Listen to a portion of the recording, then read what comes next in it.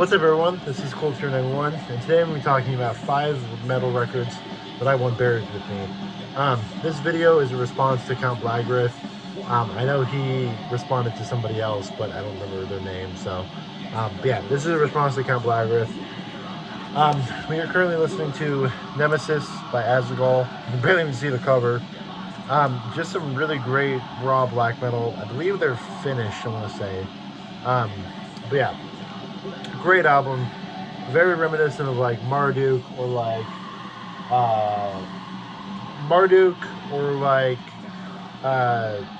honestly, really Marduk is all I can think of. Anyway, with that out of the way, we're going to start with the first record. We got Odium, Sad Realm of the Stars. This album is quite simply one of the most moving pieces of music I've ever heard. Everything about this album is just perfect.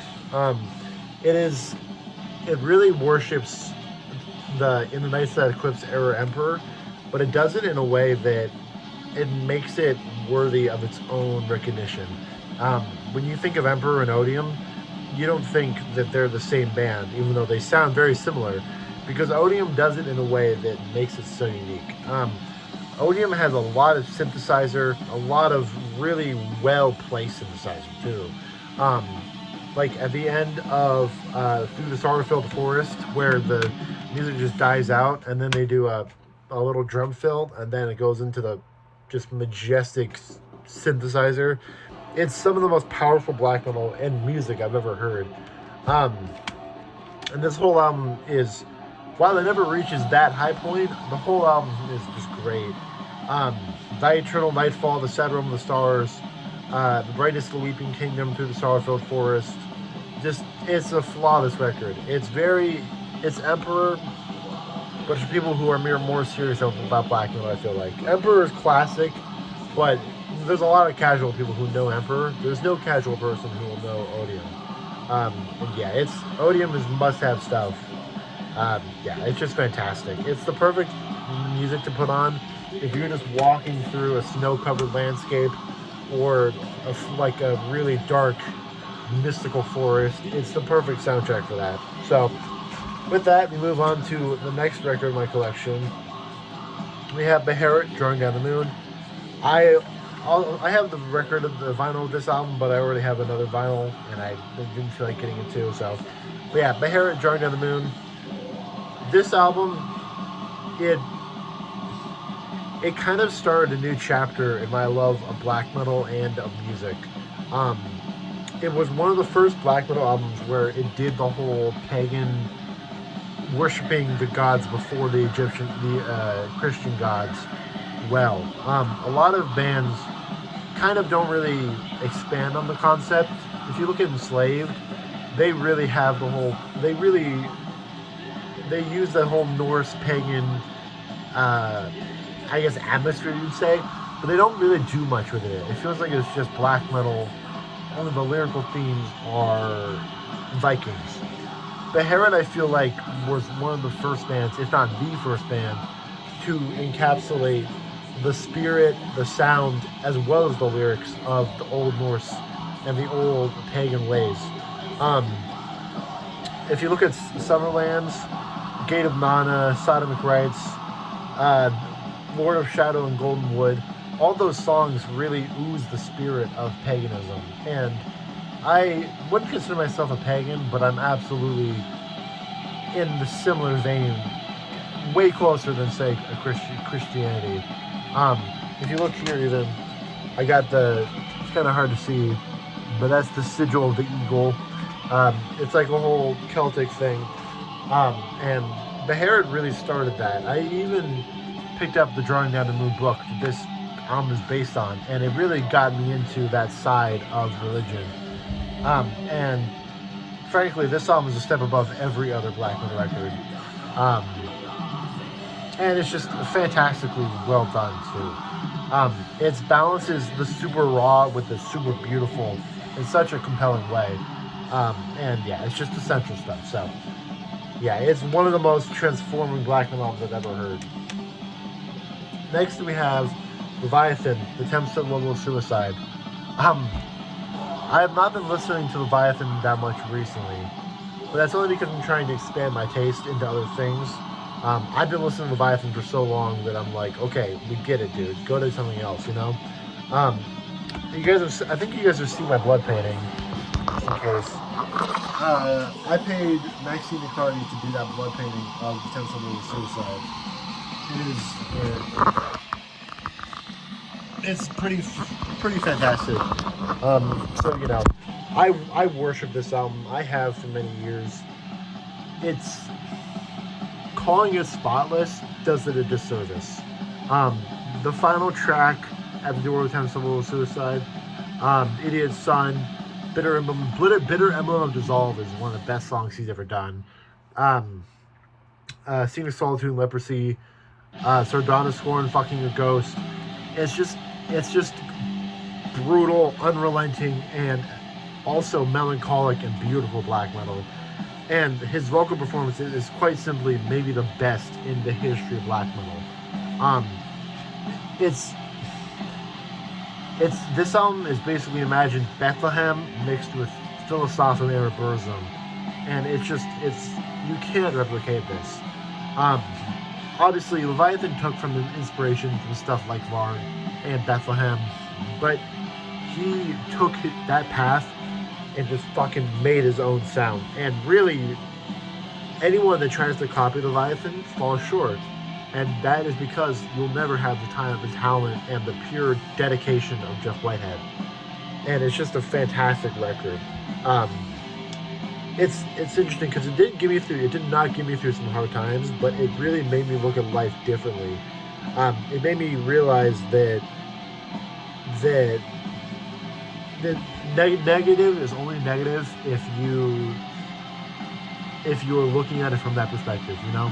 It made me think that it made me kind of reevaluate how I value my life and how there's no point in living if you're not yourself, you know? And I don't know how I got that from such a miserable album, but I did, you know? And I think it's because I fell so in love with this album that I really started to question why. Why do I love this album? Why is this horrifying piece of music such a moving thing to me? But I don't relate to it at all, really, you know? But yeah, it transformed my life in such a positive way, and it's also just a flawless record. So you gotta talk about it. So yeah, fantastic record.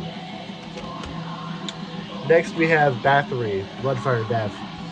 I believe this was my second Bathory record. I think I started with the debut. This album is genius.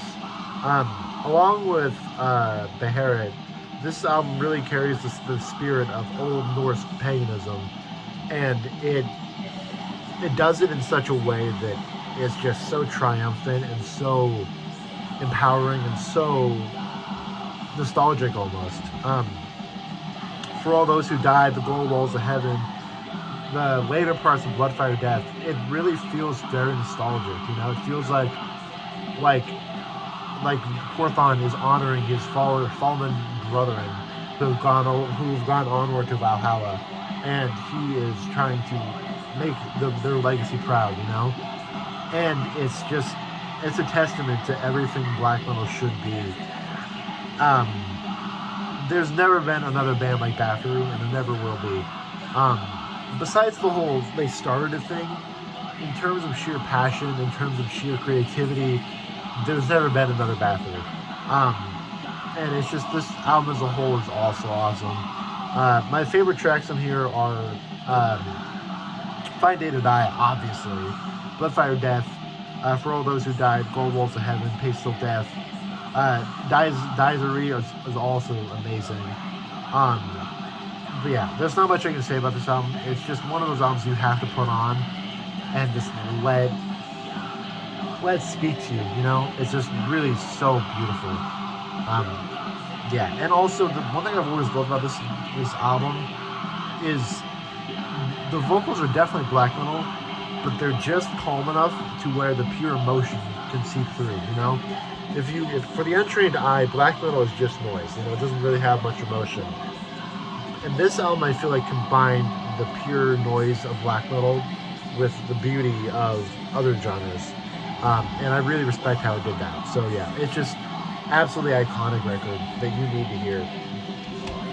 Now, for my number one record, we have one that you guys probably won't expect, even though it's currently all on your screen. We have Power Trip, Nightmare Logic. Um, as you can tell, Power Trip, Power Trip. Um, I this album I cannot put into words how much it's affected my life. This is not my favorite Power Trip album, but it was the one that got the ball rolling for my passion for Power Trip. Um, Power Trip was the first metal band that I ever really connected with on a spiritual level. Um, Power Trip was the band that made me go, you know, the beauty in life is embracing it. You know, the beauty in life is being yourself regardless of what some jackass thinks of you. You know, and this album really it changed my value of life. You know, if you look at all the old interviews of Riley, and if you look at him on stage, he spread nothing but positivity, and he affected the people around him. You know, and he affected me. And it's just he had a different outlook on life that really you don't see much in the metal scene. A lot of the people in the metal scene, they have the passion for the music, but they get caught up in the whole, you know, poser bullshit. You know, it's like Riley was above all that, you know, and that's why I have such respect for him. He really knew what made life important, and he knew it was being himself and respecting others. And that's why I love Power Trip's music, but the reason I love this vinyl so much is because this is the Power Trip, the Riley Gale picture disc honoring him. If you look there, you can see 1985 to 2020, 1986, sorry. And yeah, this is not my favorite record by them. It's actually Manifest Decimation, which I also have on picture disc.